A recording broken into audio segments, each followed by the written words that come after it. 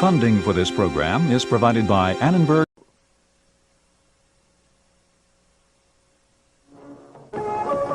Começou com palavras sonoras e cabeças erguidas. Terminou com lemas grandiosos e cabeças decapitadas. Ela veio para trazer a igualdade e liberdade, mas em vez disso, trouxe a ditadura e a nova hierarquia de um império grande e poderoso. A Revolução Francesa, neste episódio de A Tradição Ocidental.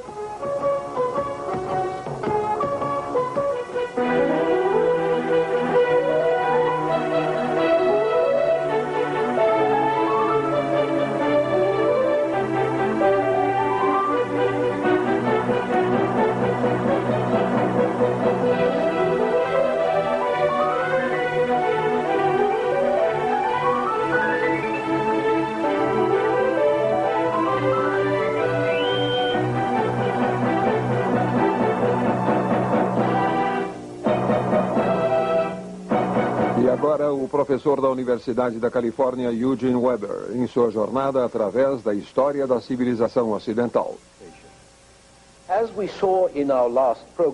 Como vimos no nosso último programa, a Revolução Francesa foi uma época fascinante, porque tudo parecia possível. Um poeta inglês de apenas 21 anos, William Wordsworth, foi para a França em 1791. Ele apaixona-se por uma jovem. Apaixona-se pelo amor, pela França, pela Revolução. E diz o seguinte sobre ela. A alegria existia naquele amanhecer por estar vivo. Mas, sendo jovem, era o próprio paraíso. Oh, tempos em que os costumes escassos e insípidos, a lei e o estatuto tomaram de uma vez a atração de um país em romance. Era um conto de fadas, uma terra de romance. Mas havia mais que romance. Havia o iluminismo em ação. Havia uma história em andamento. A Revolução aperfeiçoou o que gerações de reis e ministros reais trabalharam tanto para alcançar e jamais conseguiram atingir. A Revolução centralizou a França, aboliu as leis particulares, privilégios particulares, a servidão pessoal, acabando com instituições diferentes em províncias diferentes, acabando com barreiras de alfândegas internas entre províncias que bloqueavam a circulação de pessoas e mercadorias. A Revolução estabeleceu uma lei, um sistema de justiça, uma administração, uma burocracia, um conjunto de direitos e deveres para toda a França, o que abrange todos os franceses, porque o precedente romano não dava às mulheres um status digno. Então, enfim, com alguma moderação, a razão estava no poder, ou ao menos era o que parecia. A razão deu a métrica. It introduced representative government and universal suffrage, that is, universal male suffrage. It abolished the old provinces and divided the country into new areas called departments of reasonable size, with reasonable names like Loiret and Basse-Pyrénées, taken from a local river or mountain range. The revolution abolished the old system of weights and measures, which wasn't a system at all, but a jungle of different local measures. It introduced the metric system from the Greek word for measure. It created a new calendar with new months with wonderful names like Floréal and Thermidor and Fructidor, evocative of nature and of productive activities. And it replaced the 7-day week with 10-day periods, decades, so workers would only waste 3 days. O direito masculino ao voto. 4. Aboliu linguagens e dialetos locais como o flamengo, o bretão e o basco, e substituiu-os por um idioma nacional, o francês, que deveria ser ensinado nas escolas para todas as crianças, não apenas para uns poucos privilegiados. E decretava que as carreiras de agora em diante dependeriam não apenas do nascimento, mas do talento, da capacidade da pessoa e do desempenho e mérito. Infelizmente, a maioria destas reformas permaneceu no papel. O sufrágio universal, a educação pública, a generalização do idioma francês e do sistema métrico iriam esperar mais 100 anos. As reformas que funcionaram, no entanto, causaram um grande problema.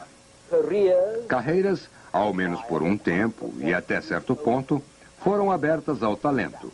E isso, claro, causou uma grande quantidade de atritos. Mais complicado ainda foi o problema da reforma religiosa. Apesar de que a revolução não fosse contra a religião como tal, reparou-se que o domingo havia desaparecido do novo calendário. E as pessoas também foram estimuladas a abandonarem nomes reacionários de santos, de reis, e substituí-los com nomes progressistas de heróis ou de coisas úteis. Nomes como Brutus, Crassus, Hector, ou se não, Repolho, Dente de Leão, Cenouras. Um de meus amigos observou que os nomes revolucionários pareciam mais com um catálogo de sementes. Além do mais, a revolução representava a tolerância religiosa. Retirou restrições contra párias, como os atores ou carrascos públicos. E o que é mais importante, ela emancipou os protestantes e os judeus. Todos estavam livres para praticar a religião que quisessem, contanto que ela não ameaçasse o Estado, e isso não era nada aceitável para os bons católicos. O que era ainda pior, do ponto de vista católico, é que o novo Estado queria controlar o clero ainda mais do que o velho regime havia feito. A Revolução confiscou a propriedade da igreja e deu salário ao clero. Assim sendo, os padres tornaram-se funcionários públicos, tinham que fazer um juramento de lealdade, tinham que servir o Estado e não o Papa. Isso iria ocasionar uma grande confusão. O Papa proibiu o clero de jurar fidelidade ao Estado e à Constituição.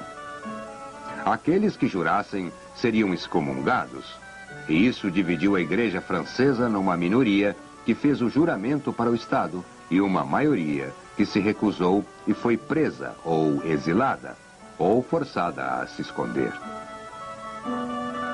O fato dividiu os cidadãos franceses entre aqueles que obedeciam ao governo e os que obedeciam ao Papa. Entre estes últimos estava Luís XVI, que se acomodara a todas as outras mudanças dos anos anteriores, mas a crise religiosa impediu-o de pôr em prática a Constituição, que ele havia jurado seguir em teoria, e mais adiante ele iria perder sua cabeça. O rei e a rainha também, ambos executados na grande praça que o avô de Luís ajudara a projetar, a qual hoje é chamada, com um certo humor negro, de a Praça da Concórdia. A essa altura, a mudança evolutiva que a Revolução havia simplesmente acelerado, descarrilou, e a França foi escancarada por uma verdadeira revolução violenta. Deram fim à monarquia, a Constituição liberal foi descartada, a ditadura e o terror tomaram conta. Enquanto que o primeiro estágio da Revolução fora liberal e não muito violento, o segundo estágio, que começou em cerca de 1792, não foi liberal, tentando impor coisas para as quais a França não estava preparada. Assim, tinha que se usar a força e tinha que se usar o terror. A liberdade política tinha que ser protegida pela ditadura. A Revolução dizia que defendia a liberdade e a igualdade. Mas a liberdade e a igualdade eram muito difíceis de serem conciliadas, porque o exercício da liberdade intensifica as desigualdades naturais. A razão e a tolerância também são difíceis de serem conciliadas, porque a razão pode levar à intolerância, como aconteceu quando os dogmáticos racionalistas entraram em guerra contra os padres, em nome da razão, e os igualitários dogmáticos entraram em guerra contra patentes, riqueza ou qualquer tipo de distinção e até habilidades. Então, liberdade e igualdade tornaram-se vítimas de uma revolução que foi realizada em nome delas.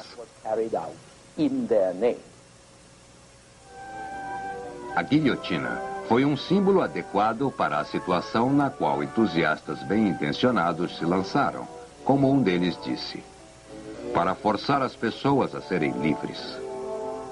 Lembrem, no entanto, que ninguém sai por aí para tornar a vida um inferno deliberadamente. O terror, como era chamado, era o uso da força ou da violência legal a fim de tornar o mundo um lugar melhor. O terror revolucionário matou algumas milhares de pessoas por execução e depois matou umas centenas de milhares nas guerras civis que provocou. Também formou as tradições básicas para o futuro, tais como preços fixos que tiraram as mercadorias e especialmente os alimentos fora de circulação do mercado. Um papel moeda corrente que rapidamente perdia seu valor e deu má fama ao dinheiro de papel na França pelos 100 anos seguintes. Foi um estado policial para impor pela força seus decretos e seu criticismo sufocante. Um estado policial muito mais rigoroso que a própria Inquisição conseguira impor e que recorreu a guerras estrangeiras para resolver problemas insolúveis em casa. A França tinha que enfrentar o que parecia uma ameaça de poderes reacionários estrangeiros. Em 1792, a França mobilizou um exército de voluntários para lutar contra a Prússia e a Áustria. Em 1793, o governo revolucionário declarou guerra à Inglaterra, Holanda e Espanha, tudo em um mês. Por outro lado, o governo revolucionário transformou o país em uma nação. Ele declarou que na França, os que eram apenas súditos de seus reis eram agora cidadãos de um Estado soberano. Acionistas igualitários da nação. Isso era uma coisa boa e iria pagar dividendos no futuro. Significava que a soberania do povo era muito mais poderosa e muito mais abrangente do que a soberania que um rei jamais tivera. Significava que o governo que representava essa soberania poderia aumentar mais os impostos do que qualquer rei. E significava que o Estado poderia mobilizar não só o dinheiro de seus cidadãos, mas seus corpos também. Esse é um cartaz de recrutamento francês. O recrutamento obrigatório não era novidade na Europa. Os suecos usaram esse tipo de recrutamento durante a Guerra dos 30 Anos. E o grande ministro de Luís XIV, Louvois, tentou introduzir isso na França, mas teve que desistir da ideia devido a muita oposição. Depois foi a Prússia, que aperfeiçoou seu sistema de serviço militar regular para todos os homens saudáveis, junto a uma reserva e com planos para a mobilização geral, meio pelo qual a Prússia sobreviveu e prosperou durante o século XVIII. Em 1789, tinha quase 200 mil homens sob armas, enquanto que o rei da França só podia contar com 180 mil, apesar de a França ser muito maior. E os 200 mil soldados da Prússia custavam a ela apenas 1/3 do que o exército menor da França custava. Porém, em 1792, com 3 anos de revolução, os franceses entraram em guerra com quase toda a Europa, requisitando sua própria população em massa.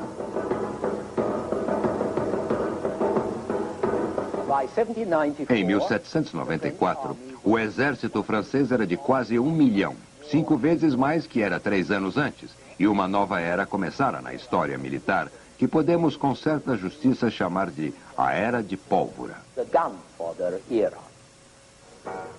A formação militar básica do velho regime era uma longa fila de soldados treinados. 1, 2, 3 filas. A formação militar básica do novo regime seria a coluna. Uma coisa maciça, bem adaptada para um bando de soldados mal treinados que tinha que ficar juntos sob fogo. Tudo era bem compreensível, mas o fato é que nenhum general do velho regime teria sonhado em jogar seus homens em pesadas colunas como essa, sob fogo inimigo. A fina fila não produziu resultados decisivos, mas poupava homens. Homens que eram difíceis de conseguir e caros de recrutar e treinar. Mas os generais da Revolução e mais tarde do Império Napoleônico usavam seus homens sem contar as baixas. Eles sabiam que o Estado poderia sempre conseguir mais deles, porque viam toda a nação francesa como um reservatório que era grátis.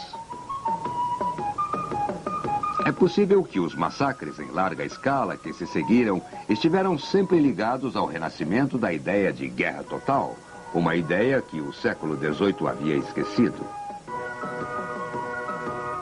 As dificuldades de 1793 produziram não apenas a mobilização dos homens, mas, como já foi dito, a mobilização de civis de todas as idades e sexos e a tentativa de controlar os recursos nacionais de um modo que jamais havia sido visto antes. A diferença entre a guerra total que os franceses inventaram de modo casual em 1790 e a guerra total que tememos hoje nos anos 90, apesar de ser grande, é só uma questão de grau. E, de novo, observamos o curioso paradoxo de que algo que começou tão esperançosamente e com intenções tão boas como a Revolução Francesa produzisse resultados tão extraordinários e aterrorizantes. As vitórias de generais revolucionários, por exemplo, eram facilitadas pelo fato de que eles abandonaram todas as regras e inibições aceitas, convenções de guerra, tal como uma guerra era concebida no século XVIII. E isso fez com que a guerra piorasse muito. As guerras destrutivas do século XVII levaram à criação de um sistema de guerra limitada no século XVIII, formalizando a conduta de guerra, limitando sua destrutividade tanto para os soldados como para os civis. Mas os generais franceses agora o abandonaram. Primeiro, por necessidade, estavam lutando contra todos de uma vez e não tinham tempo para gentilezas. E também porque não ligavam para a ordem estabelecida, nem para o código estabelecido pelos inimigos. Eles violavam fronteiras, fomentavam revoluções, promoviam rápidas retiradas e movimentos. Ao ignorar todas as convenções boas e confortáveis, reintroduziram as velhas práticas impiedosas para o uso corrente e, eventualmente, seus inimigos as adotaram também.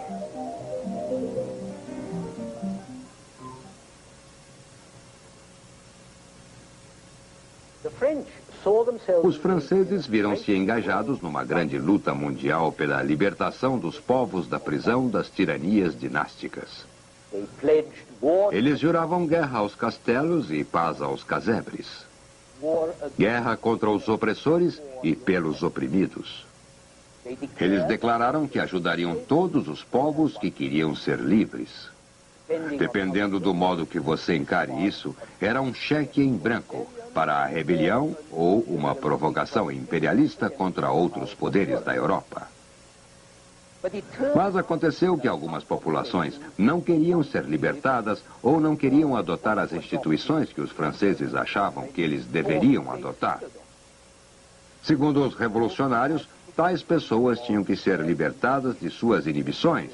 Elas precisavam de guias franceses, comissários e captores, para ensiná-los a serem livres, como os próprios franceses tinham que ser ensinados.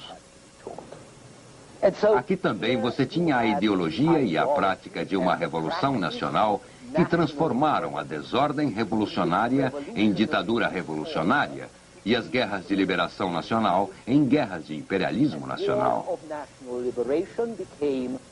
É outro exemplo de como a revolução aperfeiçoou o que gerações de franceses tentaram, mas jamais conseguiram.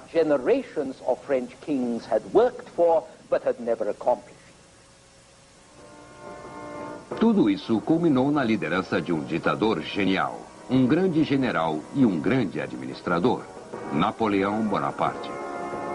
Napoleão começou sua carreira como oficial de artilharia, às vésperas da Revolução. Há tempo de aproveitar a vantagem das oportunidades que a Revolução e suas guerras ofereceram. Sua subida foi meteórica. Aos 24 anos, em 1793, ele já era general. Em 1795 e 96, ele esmagou os exércitos da Áustria e da Sardenha. E logo toda a Itália e a Suíça haviam caído sob domínio francês também.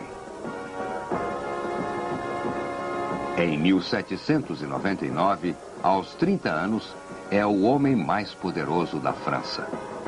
Ao elaborar uma nova Constituição, essencialmente ele impõe o reinado de um homem. E em 1804 se coroa imperador. Napoleão tentou superar Alexandre o Grande e quase o conseguiu. Sob sua regência, os franceses conquistaram ou dominaram a Europa do Báltico ao Adriático.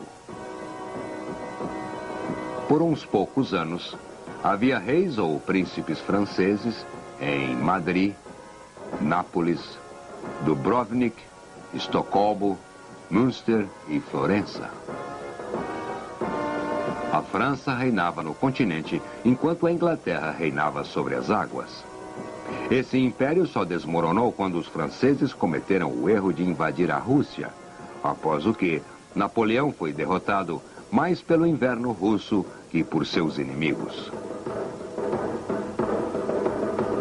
Mas Napoleão também foi o último e maior dos déspotas iluminados. Foi um grande general, mas seu maior trabalho foi o Código Civil, que agora conhecemos como o Código Napoleônico.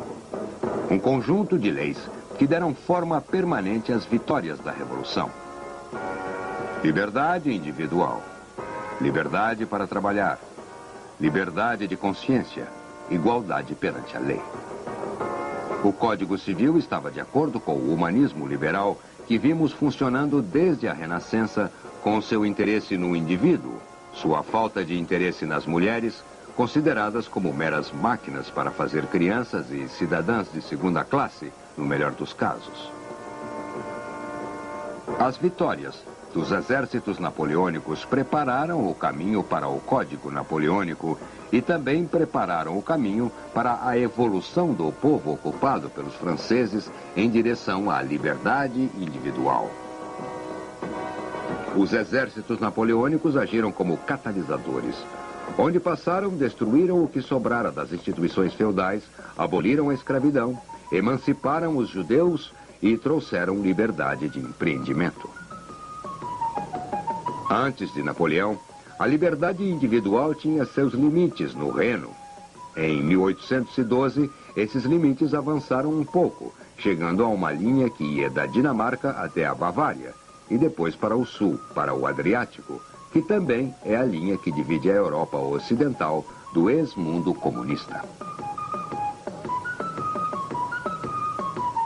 Mas tendo libertado essas pessoas do velho regime, alimentando-as com ideias liberais, ensinando-as a pensar desses modos franceses novos, Napoleão conseguiu um resultado que não pretendia.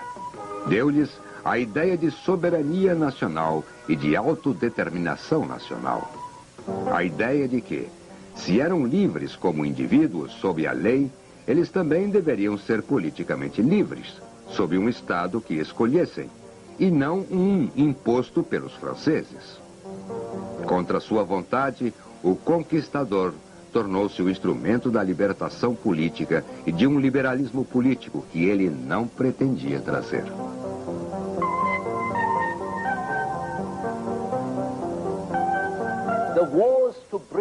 As guerras que deveriam trazer ajuda fraterna trouxeram ocupação. Mas é óbvio que nem a Revolução, nem suas guerras, com as toneladas de carne humana que desperdiçaram, nenhuma delas foi totalmente em vão. Elas propagaram as ideias modernas de sufrágio nacional. Elas proclamaram que todos os homens têm direitos. As mulheres, infelizmente, levaram mais tempo para isso. E na França, lar do Código Napoleônico, muito mais tempo ainda. Elas prepararam o caminho para que as classes mais baixas entrassem na vida política. Elas sugeriram métodos totalitários e ideias que o século XX iria copiar com entusiasmo e criaram uma agenda que ainda estamos estudando hoje. No próximo programa, vamos tratar de outro tipo de revolução muito diferente, que também mudaria o mundo. World, the Industrial Revolution. Until then.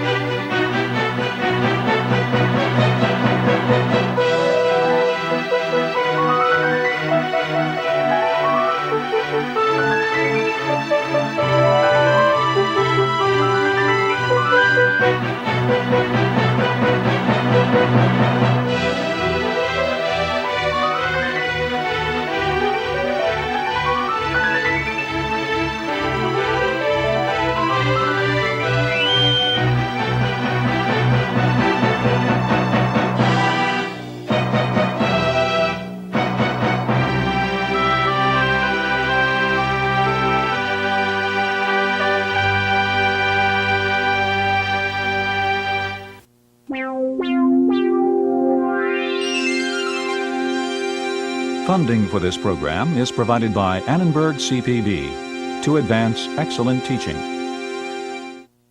For information about this and other Annenberg CPB programs, call 1-800-LEARNER and visit us at www.learner.org.